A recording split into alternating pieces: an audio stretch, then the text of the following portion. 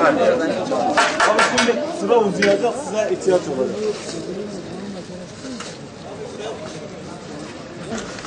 Rahmet Eli Gıda Bankası'nın düzenlemiş olduğu iftar yemeğine hepiniz hoş geldiniz, sefalar getirdiniz.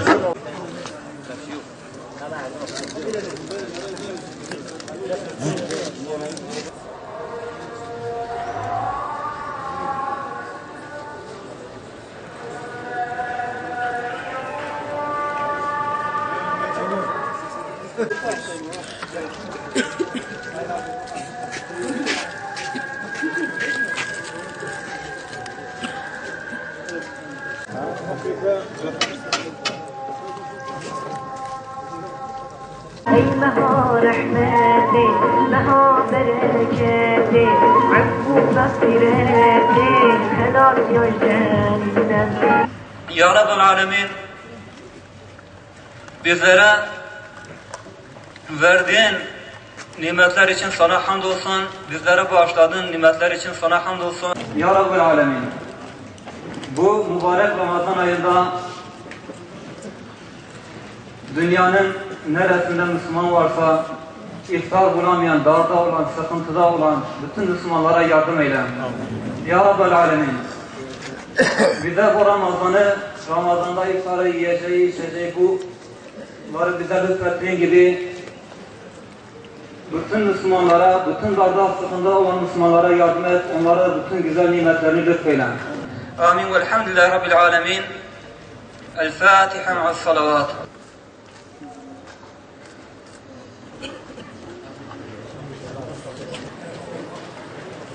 Rahmet Eli Gıda Bankası 2 yıldır kurulmuş.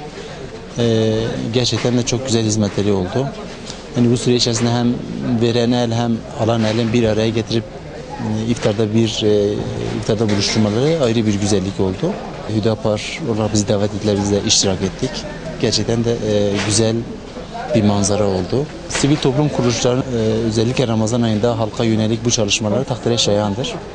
Allah Teala kendilerinden razı olsun. Gönüllerimizin büyük çabasıyla başarabiliyoruz.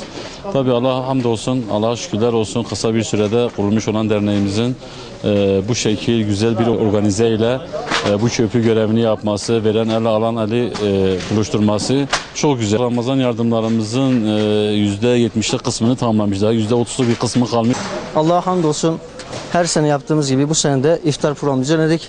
İşte çağırmış olduğumuz fakirlerimizi, bize destek veren esnaflarımızı ve çoğunluğu halk olan güzel bir iftar verdik. Bu tür etkinliklerde biz gelen esnafımıza, zenginimize, fakirimizi göstermek istiyoruz. İşte fakirimizle aynı masada aynı yemekleri paylaşıyorlar. Allah-u Teala başta rahmetli olmak üzere ve gelen bütün herkesten razı olsun diyoruz. İftar sofrası içerisinde farklı yüzler de vardı.